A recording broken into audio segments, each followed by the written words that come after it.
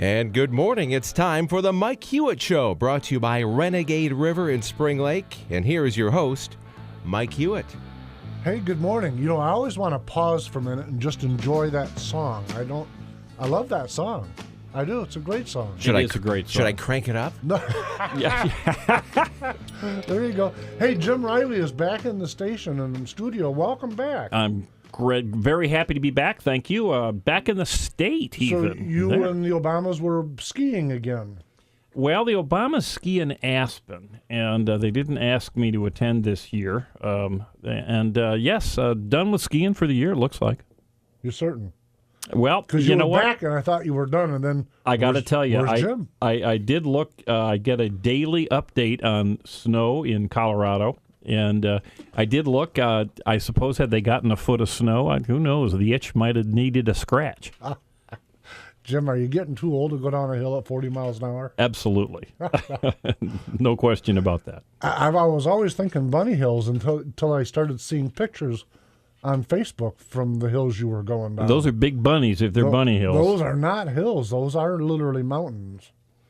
Well, that's what, Michigan, it's funny, if you go out west to all the ski resorts, you probably run into more Michiganders than you do anybody else because we have so much skiing going on in this state. So give us a good winter. You'll have lots of skiing here, and folks who ski here like to maybe take an additional trip. So the business, I must say, in Colorado anyway, and I suspect it's the same in Utah and some of the other places, has really, really been booming, in part because of the lack of snow in California and the Tahoe area. So, anyway. Going down a hill at 40 miles an hour on two boards has never made a bunch of sense to me. I know there are a lot of people that do it. Intellectually, it's like golf to me. But golf, if I fall down, I'm just going to spill my beer. Well, that's true. That's true. But if you think about golf intellectually, what did you do, for 3 hours or 4 hours out on the golf course? Well, I took a golf club and I hit a ball, and then I hit the ball again, and then I hit the ball again, and I did that for 3 hours, 4 hours. Skiing is somewhat similar intellectually. What did you do skiing? Well, I got all dressed up, and I took a ski lift up to the top of the mountain. Yep. And then I came down, and then I took the ski lift up to the top of the mountain, and I came down, and I did that for, in my case, 5 days or 12 days in a row. Look like the Michelin Man coming down the hill. Yes. Too funny. Listen, what I wanted to talk about today, got three little topics on the plate. I want to talk about this May, the May tax increase proposal that will be on the ballot. And then I want to talk about a topic that's kind of always maybe right in the forefront of my mind, and that's that it feels like conservatives, and I'll use Dewey Hill Cross as an example, it feels like we reach a point where we say, okay, we've lost that one, let's stop and move on to the next fight. Whereas the Uber left, they're like the ever-ready bunny. They just never give up. And so I look at the Dewey Hill thing, and I'm not really wanting to go that direction today other than to use it as an example. The Uber left seemed to have controlled the circumstance there by threat of legal action. And the city and the government said, wow, we can't afford this big mountain of money in court, so let's just fold our cards. That appeared to be what took place. And all of the shrillness and the campaigning inevitably is not moving the result of what city council decided to do. But what always amazes me is that the conservatives reach a point where they go, okay, well, that's the end of it, let's move on. And the left doesn't. And I'm thinking, wait a minute, there were a lot more people offended by the result of 4 people being offended than the other way around. Where are the attorneys on the conservative side? Why wasn't there a conservative push to say, if you don't like court action, gear up because we're coming. We're going to go to court. I always wonder why it is that those campaigns run out of gas. Well, you mean the conservative side? Yeah. I think you answered your question, at least in a very overly simplified way, by saying is that the left never gives up. Maybe a better way to form that question would be, is why is it that conservatives, and I'll maybe use that term in quotes, but conservatives always seem to be the first to fold. They do. And I think it's a good question. But that's the second of your topics, and you had a third topic? Yeah, the third is that I've got a friend, and a part of this is really about government health care. But it's a personal story from a fellow that lives here in West Michigan, in fact, not far from the station, and he served in the military, not just 2 years. He was there for a number of years, and now he's I think he's around 50ish, has VA as coverage, and had a lot of stomach issues. Going to the VA, saying I don't feel good, I got pain. This went on for a couple years. Take this, take that. You must have stomach flu. You must have irritable bowel syndrome and a whole bunch of things. Well, come to find out, VA was on drugs. He really had pancreatic cancer. And so now we're 2 years into it, and he finally went to an outside medical, meaning away from VA, goes to an outside medical facility. Doctor says, no, you've got pancreatic cancer. And if we can begin treatment of you, you have a 50-50 chance of getting this thing to shrink and then living on, and if not, if we can actually remove it, you've got a 50-50 shot of surviving that. That's because we're 2 years into it that we know of. So here's the problem for this fella. VA, in their infinite wisdom, are deciding, and they've been deciding now for almost a month, they're deciding whether they're going to fund the treatment for pancreatic cancer. So he goes to Obamacare, and Obama said, oh, no, you've got VA, so you have no coverage. You're not qualified for Obama Marxist care, but because you got VA. But VA hasn't decided whether they're going to cover it or not. And guess what, folks? The cancer is not hung up in our ugly politics. It continues to grow. And these are real people involved in this stuff. This is a real fella. He's a real veteran. He's a real father and a real husband. While all of these ugly political elements decide what the ring in their hands, jeepers. How can we possibly do this when I think it's just insane. Well, I think we're going to be hearing more and more of these stories. We know this. The government, the federal government, has been in charge of the VA for decades. The federal government has been in charge of Medicaid and Medicare for decades. One thing that's been very, very clear about VA, Medicare, and Medicaid, at the very least, no one will disagree with the fact, is that everyone agrees that they are broke. They are out of money. They will perhaps bankrupt the country. As a matter of fact, the underfunding of those three medical choices is actually significantly greater than the Social Security underfunding. So we know that the management side, the purely political management side of those three medical options has failed, at least in terms of the term that the left loves so much, in terms of sustainability. It cannot possibly sustain itself going forward. So once you find out that, well, of course, we don't have enough money to keep it going, then you look at the other side and what happens when you are dealing with a bankrupt institution? Well, the quality of service, which may very well have been part of the reason for its bankruptcy, the quality of service goes down. We're finding, and the federal government seems to be reporting all the time, and the media seems to be reporting with some level of glee about all of these important tests that used to be considered very important in terms of getting at them early to reduce the progress of disease. In other words, diagnosing disease early, like mammograms and various types of prostate exams and who knows what others. We're now finding that, oh my golly, that a new government study has just come out and said we don't need those kinds of tests anymore. Well, I don't know about you, Mike, although I suspect I do. Do you really trust a government that says 2 years ago, 3 years ago, 5 years ago, says, these are really, really important tests, and that all of a sudden, out of nowhere, once Obamacare has landed on this country, once the exposure of the VA has become clear to everybody that it's actually in many cases a criminal enterprise, that all of a sudden, all these tests that they told us you must have these tests in order to save lives. Now, all of a sudden, with the wave of the wand, oh no, they're not important any longer. We looked at VA as a society and said that is the most ugly, broken system that we've ever enveloped, created, and put into our country. Let's do it for everybody. Yes. That's just incredible to me. Perfectly stated. I'm looking at a veteran that served his country, and all of these wonderful, illustrious government programs that spent 2 years couldn't diagnose pancreatic cancer. Now they're determining who's got it's like the who shot who thing. Oh, I don't want to cover him. You got to cover him. I'm not covering him. You cover him.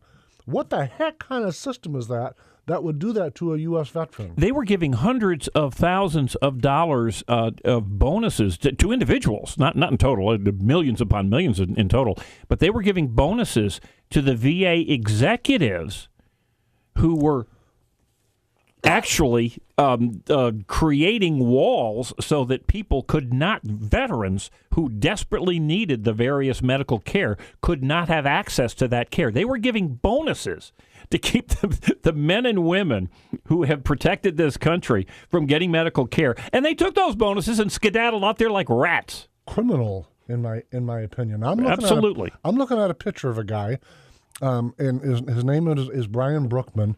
He has a GoFundMe account. And on one hand... Could you explain what GoFundMe is? I got to tell you, I'm hoping you'll help me because I don't know a lot about it. But somebody has set up a GoFundMe. So you go to GoFundMe.com, and there's a search engine there. You can type in Brian Brookman. You'll see the picture I'm looking at of this fella with his wife. I'll explain GoFundMe in a short version. If you want to raise money for anything, you want to do a movie, you want to get a liver transplant, whatever it is, you can open up. There's a website that says GoFundMe. You can put your position on there and say, hey, please, I need your money, and people will voluntarily send you money for certain things. On one hand, I'm absolutely thrilled that there's a place like GoFundMe where this fellow, someone in his family, he didn't do it, but somebody is seeking funding to help him get treatment while our government gets their celestial cavity out of their lower intestine. Is that how I can say that? Ooh. While they figure out whether they're a foot or horseback, somebody has set up this guy an account on GoFundMe, so you can go there, you can type in Brian Brookman, you can read a little bit of the story about him. On one hand, I'm thrilled that there's a place where this family can seek funding for this guy. On the other hand, with all the taxes that we pay as a society, and listen, the average person needs to sit down with a calculator and pick an item. I don't care if it's a toaster or a pair of shoes, and try to determine how much of that item cost was actually in corporate tax. By the way, I'm not attacking corporate tax. It's silly. The whole concept of it. We're paying just trillions and trillions of dollars. Everything that we touch has layers and layers of tax. And here I'm looking for a U.S. veteran that has to go to GoFundMe to get covered for pancreatic cancer treatment. What an insulting system we've created. Well, yeah. Who can deny?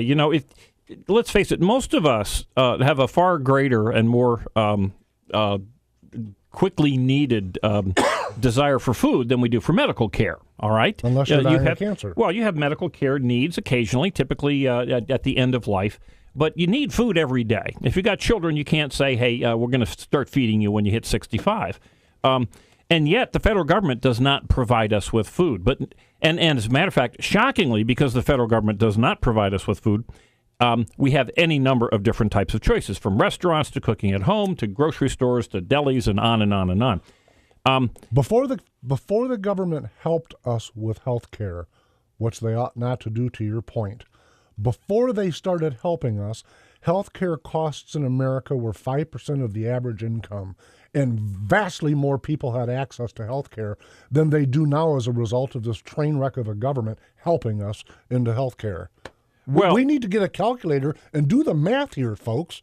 We went from 5% to over 40% of the average income for health care, and that's the result of government helping us. I don't need their help. Well, yeah, but here's the worst problem is the simple fact is that the health care, and I will tell you this as somebody who's on Medicare, as opposed to Medicaid, which is for people of lower income, but the Medicare is for people 65 and older. It is about $104 a month, which is a tremendous bargain. Most people on Medicare are not complaining today. VA is a separate issue. We know the VA is a disaster. It's because you can take your health care, your Medicare, to a private doctor that will probably diagnose the pancreatic cancer in a visit rather than 2 years later still scratching their head wondering who's got time to see you. Or I can move to different physicians. Exactly. Now, I suspect that flexibility will change going down the road. But I know for a fact that Medicare, because it is fiscally unsustainable, is going to change, and it will probably change very significantly during my lifetime, and it most certainly will change at a very, very significant level for those who are 40 and under. And let me give you an example.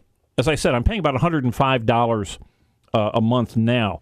If you turned 65 years old in 2010, your lifetime contributions, because everyone says, well, wait a minute, I paid for Medicare my whole life. It's going to be there when I retire. Your lifetime contributions, I believe, are $66,000. Now, that means that when you turn 70, almost for sure, if you've had any kind of medical procedure whatsoever, you will have used up that $66,000. And, of course, the $100 a month is essentially nothing. The reality is that they're running out of money. We know that the federal government tells us that they need gas taxes to go up because they can't fix the roads. We know the state of Michigan is out of money because they tell us the roads are so important, but they don't have a penny for the roads. We know that our county get to that today too. We know that our county is broke because they tell us they can't fix the roads, and we know that the city of Muskegon is broke because they tell us they can't fix the roads. Now, if they can't fix the roads, and we know that Medicare is soon to go, it's totally unsustainable. Where are they going to cut? I think they're going to do exactly what they're doing to your friend who's got the VA health insurance, which is they're going to cut it back. They're going to do their best to keep people out of the hospitals. And one of the best ways to keep people out of the hospitals is to make sure that you don't get an early diagnosis to fix it. You know what's amazing to me is the people that have earned it. This guy earned it. Okay, it's not a freebie. He earned it. Even with your Medicare, you've paid in all your life. You've earned it. It's yours. But our government, in its infinite wisdom, is looking for illegal immigrants and everybody else that they can give this stuff to. There is that, isn't there? They're giving it to them. They're expanding the numbers of people who are getting it who aren't paying a penny or certainly not paying their fair share. I'm looking at a picture of a U.S. veteran that is going to die of pancreatic cancer while the government figures out who gets stuck with helping him after he earned it, while they're figuring out which illegal immigrant they can better entice to cross our border illegally with free benefits. That's insane, folks. That's not just we don't agree politically. That's insane. Let's bring this back to what you started with, is how do conservatives who we elect to tell us the same thing you just said, who say that that's insane, what happens to these conservatives when they are elected? They have the power to stop the insanity and yet refuse. I don't know. Listen, we're going to get to that when we come back. We're going to go to a break. If you want to find Brian Brookman, go to Facebook /The Mike Hewitt Show. I've just posted a link there. So if you can't find it by going to GoFundMe, GoFundMe.com. If you can't find it there, go to the Mike Hewitt Show on Facebook. Folks, we'll be right back. Renegade River in Spring Lake wants to buy your used handguns and hunting guns. Renegade River, your hunting, camping, and survival store. Stop in and check out their new and used firearms, sporting goods, Army and Navy supplies, and survival gear. Downtown Spring Lake, next to the police station. Welcome back to the Mike Hewitt Show. My name is Mike Hewitt, and in with me today is Jim Riley, and I'll try to ratchet myself down. I'm telling you, that stuff gets me cranked up. Well, health and life and death are important issues, and I think they are worthy of being cranked up. And that story, that's a terrible story because, actually, one of our hosts here had a medical issue. Right. And because he was able to have it looked at within just a few days. This is this is pre-Medicare, I believe. Took the biopsy, had it taken off same day, right, and is totally healthy. The key in keeping Americans healthy long term from diseases of that sort is that early diagnosis. And so let's be angry, because when we take our veterans in particular, and I would add when we take our old people, and when we take away the option, when we take away the incentive, when we take away even the interest from the federal government, who does control the whole thing in keeping people healthy, then we've got a government that's at war with its citizens, and at war, in this case, with its veterans. And sometimes it feels like, to your point, let me make 2 points on what you just said. First off, sometimes it feels like the citizenry doesn't care, because they're not.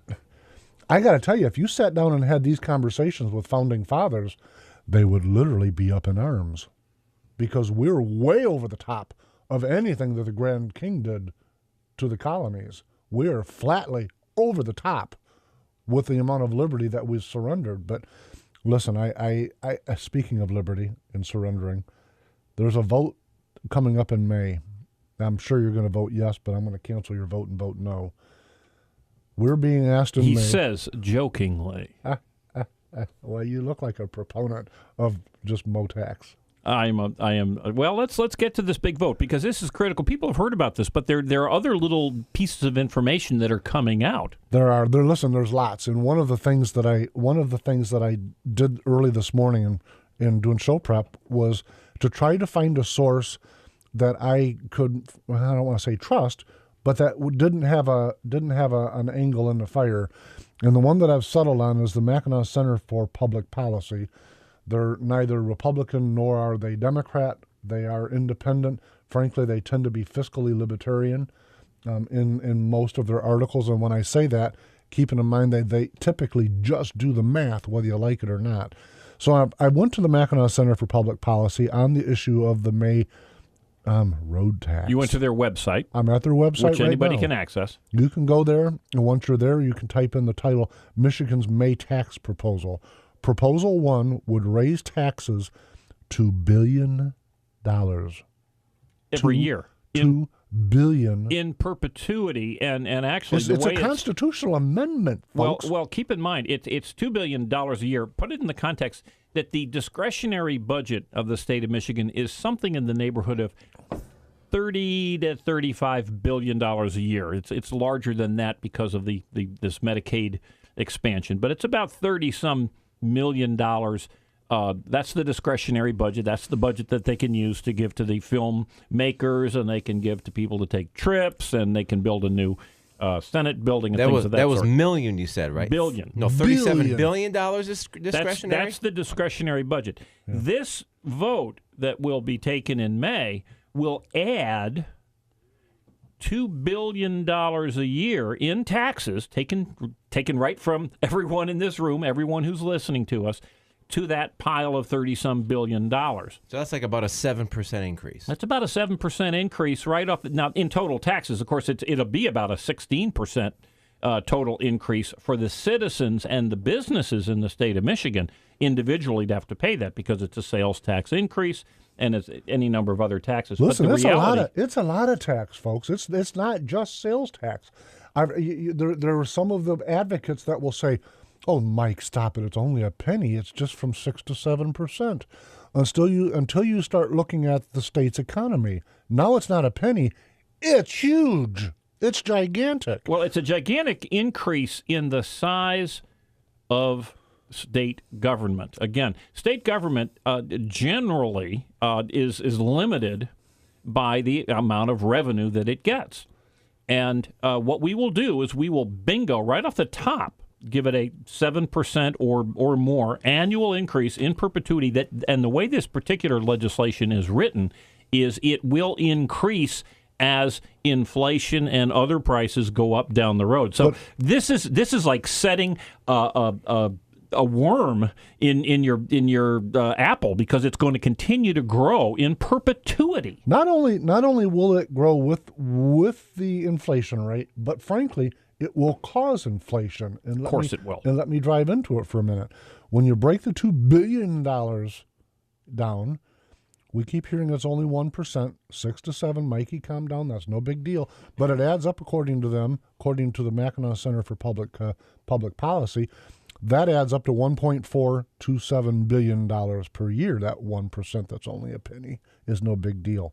Then you go down to the next one, new and higher fuel tax. Remember, this was about roads. Let's not forget it was about roads. We're going to have golden roads. I'm going to get some ruby slippers because we are going to have golden roads. Okay? Well, and again, remember, this is a promise. This is a promise from the proponents of this legislation that if you folks will give us this extra $2 billion a year, your roads are going to be just great. Listen, now, how many times have you heard similar promises? When I see that commercial with the kids on the school bus going underneath the rotting bridge, it insults my intelligence because this has got vastly more to do with a lot of other things than anything to do with the roads. Is there any part of the gas taxes allocated toward roads? Or Yeah. Absolutely. Where's that money? Where over has half that of it. money gone? Where's it gone? Yep. Remember, the people who are so proudly showing you ads of bridges falling apart and roads falling apart, it's been their job over these last decade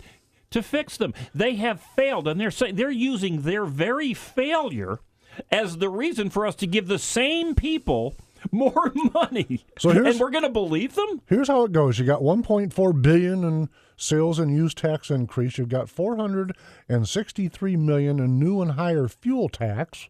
That's a $500 million. Uh-huh. And then you got $50 million in truck registration fees.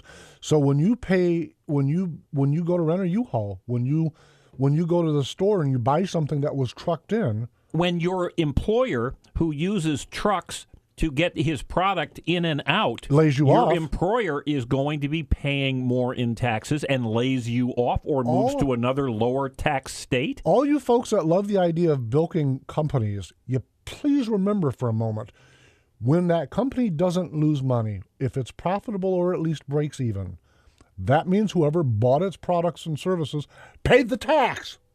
Okay? Let's think about this for a minute. I don't know about you folks, but when I tell a whole 20-minute story about a veteran that's dying of cancer and no one with all of these wonderful, I'm tired of government helping us. I read this and I reflect back to that commercial with the school bus going underneath the rotting bridge, and then I read this. This is outrageous. This has nothing to do with roads. This has got to do with this is like asking the citizens of Michigan to vote for the biggest pork barrel that they've ever seen. Well, that is well That's what stated. it is. Let me just add one other thing. I just finished actually for the fourth time driving across the middle part of the United States, about midway through Colorado, all the way through Nebraska, Iowa, across Illinois, Indiana, and then of course back up here to Michigan on western Michigan roads. Now, people like to talk, at least the proponents of this massive tax increase, like to talk about the fact that our roads are terrible. And in fact, they most certainly are terrible. But they're hardly different than the roads that I saw in Colorado. They're hardly different from the roads that I saw in Nebraska, Iowa, Illinois, and even Indiana. Well, maybe they need a $2 billion housing. Well, I don't know what they're going to do to fix them. And I do know it is their responsibility. As a matter of fact, if you make a short list of what are the things that the government, be it the federal government or the state or the local governments, what are the few things that they are supposed to do? And at the top of your list, aside from public safety, is of course to keep the roads going because they're needed for jobs and for everything else. There is another alternative, and of course you're familiar with this. You've read about it, and that is called the Bolger Plan. But the biggest argument that has been put forth by the proponents of this massive in perpetuity tax increase has been that if we don't have this increase, then we will not fix the roads. And Brian, you said, hasn't there been, a fund of money gone through? Where has that gone? Number one, we know that they have not answered that question. We know that the money has been frittered away on other things like subsidizing movies. But more importantly, there is another plan out there right now. It's called the Bolger Plan that would allow to raise money to fix the roads without a tax increase. In other words, taking money away from the pork and the waste that has become the norm under this sadly, this Republican-run administration. Take money away from the pork and the waste and put it into the roads to put it back into the roads to fix them up. So here's the math. You have a House plan, Bolger plan, as you talked about. That was the State House of Representatives came up with a revenue-neutral plan. Revenue-neutral means that's tax key. Increase. We already got the money. Based on our current funding, here's a revenue-neutral, and folks, it would have worked. The Senate came up with a plan that would have cost a little bit more do-re-mi, okay? But they couldn't find a way to rectify or come to an agreement between the two chambers. And so the answer was this thing. This is a 58% higher revenue than what the Senate plan was, which was $2,000 for the House to accept. So somebody in their infinite wisdom said, oh, you don't want to take our little bump? We're going to show you a bump. Well, explain that, too, because you and I are talking about a $2 billion tax increase. And understand what a tax increase means. That means taking money out of the pockets of the Michigan families. Everybody. Out of the not pockets of people, the Michigan employers. Not 1%, everybody. It takes it out of the pocket and it gives it to politicians, okay? It takes it out of your pocket and it puts into the pockets of the politicians. But of the $2 billion, only 1.2, this is their promise, only 1.2 will go to the roads. The other $800 million, which is almost $1 billion, folks. You get down to reality, it'll be $1 billion. Is pure, unadulterated pork for all the various expansions. Goes to education. It goes to all kinds current of things. Programs. And when you talk about education, it goes to teachers and administrators' paychecks. That's where it goes. It doesn't. The kids don't get a check. Parents of children don't get a check. The schools don't get a new roof. No, it goes right to the bottom line, which is the employees, which of course is the teachers and the administrators. But the point is, they're saying we need $2 billion, or oh my golly, you're going to have horrible roads. They're only going to give $1.2 billion of this to the roads. The rest is pork. It's the biggest, most disgusting pork you've ever imagined. And listen, I still haven't finished the list. So we're only getting started. Let me run down it, okay? You got the two. Wait, there's more. Oh, yeah. Bring down the. Anyways, all right. So you got $2 billion in total, $1.427 billion sales and use tax increase. It's only a penny, Mike. Then you get $463 million, that sounds like $500 million to me, new and higher fuel tax. That'll help us. That will help the economy. Everyone looks around, by the way, lately and says, oh, the economy's getting better. It isn't getting better. The gas prices have been cut in half, and that's been a huge economic injection. Talk about infusion. That's where the economy lift has come from.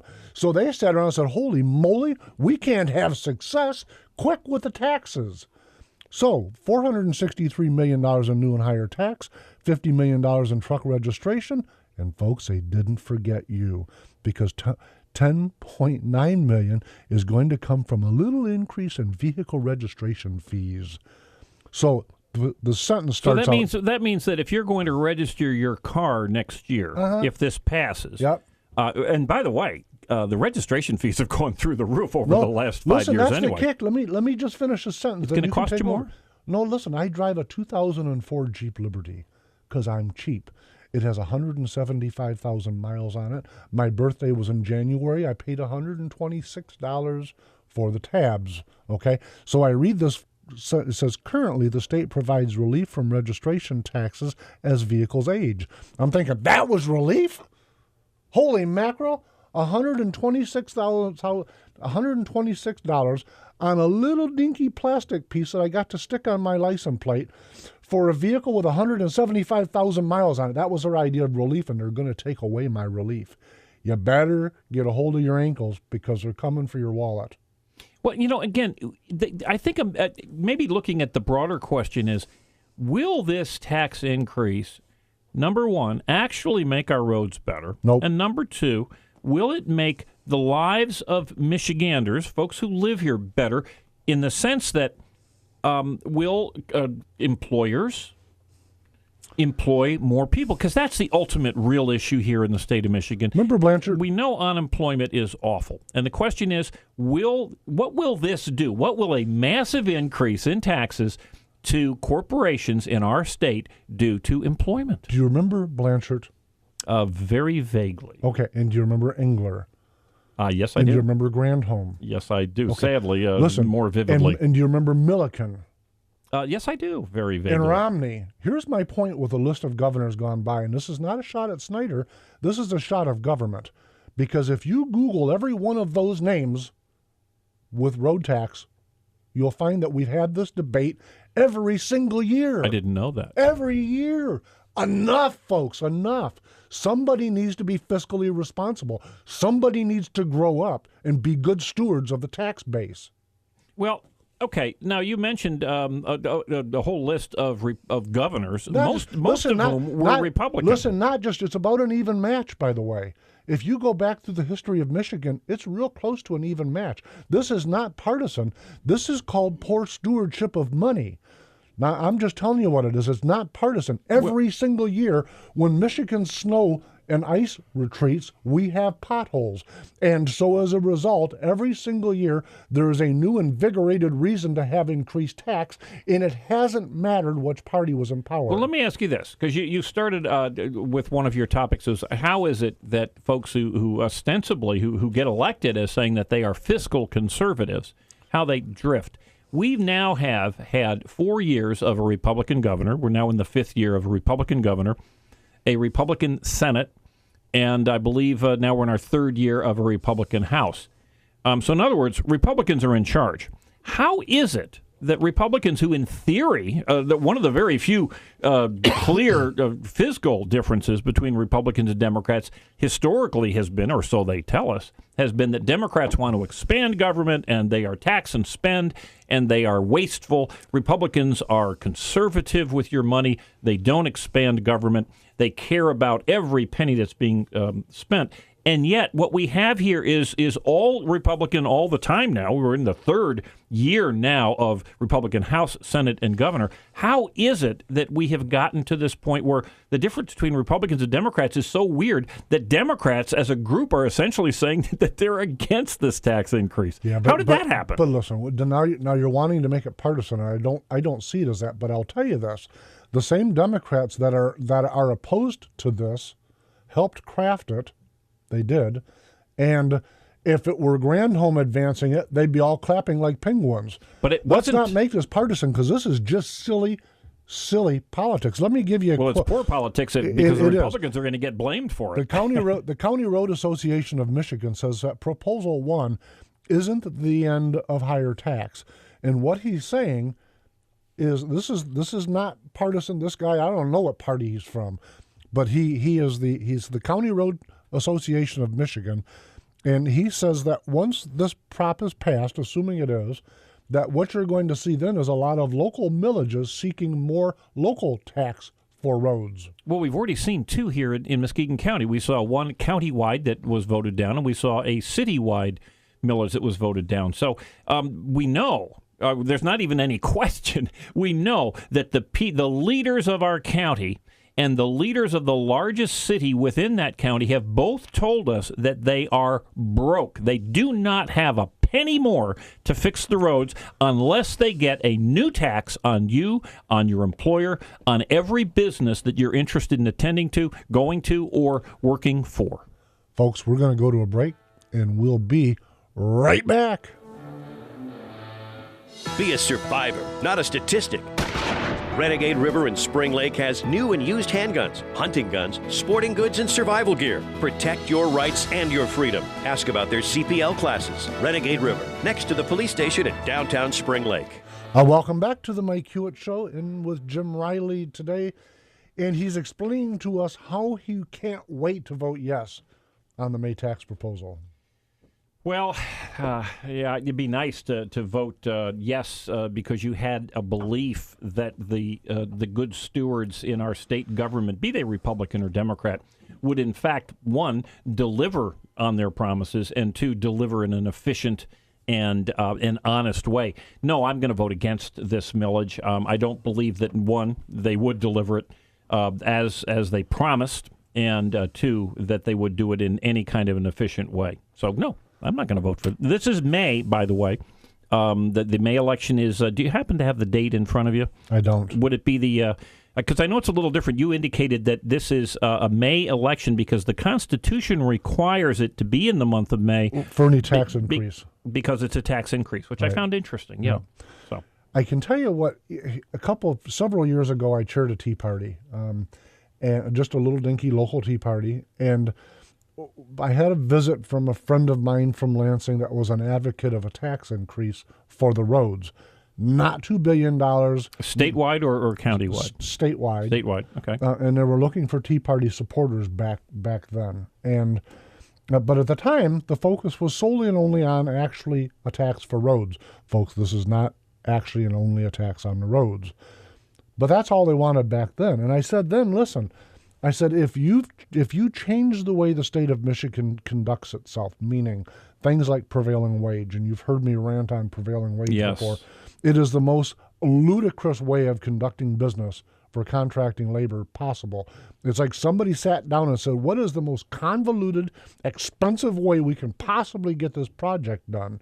And they said, hey, I know, let's do prevailing wage. Come up with a phony baloney wage that at the highest cost place in the state, and then impose it upon wages, by the way, and work rules and benefits, and impose it on all the bidders. And bring people from all over the state to do a function. No one individually would ever do that. People from southeastern Michigan doing jobs in West Michigan. It's not like we don't need some jobs over here. Paying at the highest possible rate. And go, wait a minute. As a taxpayer, I don't want a part of that. But at the time I said, listen, if you change the way the state does business, including things like prevailing wage, if we become good stewards of the Treasury and we still needed money to fix the roads, yes, I'll be on board. I think that's reasonable thinking. It is not, however, reasonable to not only not change those ludicrous things, but pile more on and then ask for this outrageous amount of tax. This isn't a little tax for the roads, folks.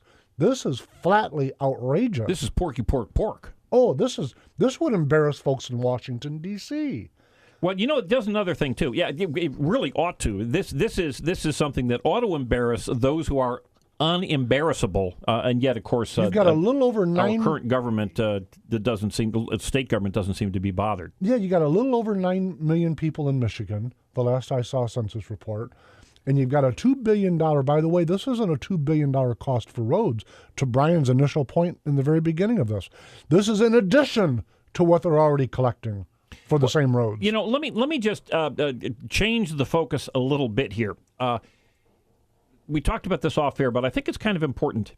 The reason that our government at the state level, our government here in Muskegon at the county level, and the city of Muskegon, and even Norton Shores and the school districts, the reasons that the leaders of these political organizations, if you will, or these the governmental organizations, consistently come out and ask for more money, in many cases flagrantly, in your face.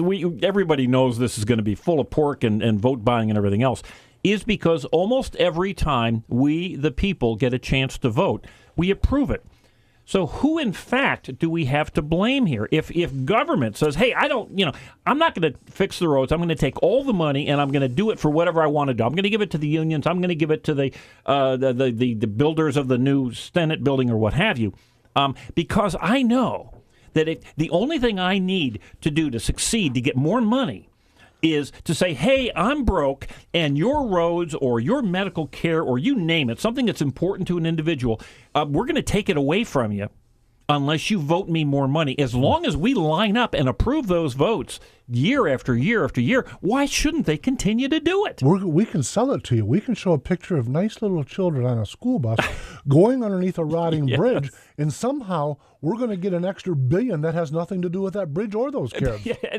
And the voters will they'll buy that lie, or what they're really counting on is only 11% of the people will come out to vote, which is almost exactly what you have in every election here in Muskegon County.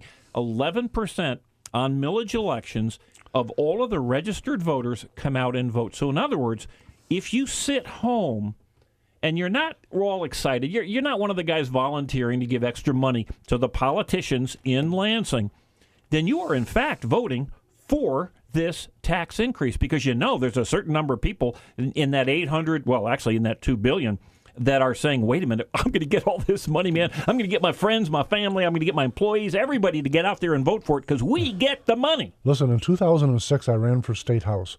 And during that primary, and I'm sure it happens every primary, but I know for that one because I was a part of it, I went to Lansing in the House caucus, gathered up all of the candidates that showed up for the visit, and we sat in this big, gigantic room, and then they toured through a procession of bureaucrats. Literally a procession. I think it was designed to impress us. I was flipping aghast. I really was. It was a whole line of lawyers, a whole line of accountants, a whole line of union bureaucrats, and this is your support team should you win. And I often wonder, how come a nice conservative person, or liberal by the way, goes to Lansing with some ideas or goes to D.C. with some ideas, and somehow it's like they've been thrown into this big magic machine and they come out different. And every time I ask that or am asked that question, I reflect back to that day, because I can imagine sitting in some little room watching some bureaucrat put together video on and some PowerPoint presentation about why this is needed and that's needed, and those folks at the Tea Parties and those folks at the grassroots level, they just don't get it. You know more than them because you've been sent here to learn this stuff. And I'm telling you, it is a problem. You want an answer? Voters are the problem. We can say no. Say no. Well, we can, and sadly, we don't get the information necessary. I'll tell you one of the reasons that so many of these conservatives bend so quickly, and I'll give it the answer in 2 words. Justin Amash. Folks, we will see you next Wednesday at 9 a.m. That's what's going to happen. Next Wednesday at 9 a.m., find us on Facebook, The Mike Hewitt Show. Is that it? Thanks, folks. See you then.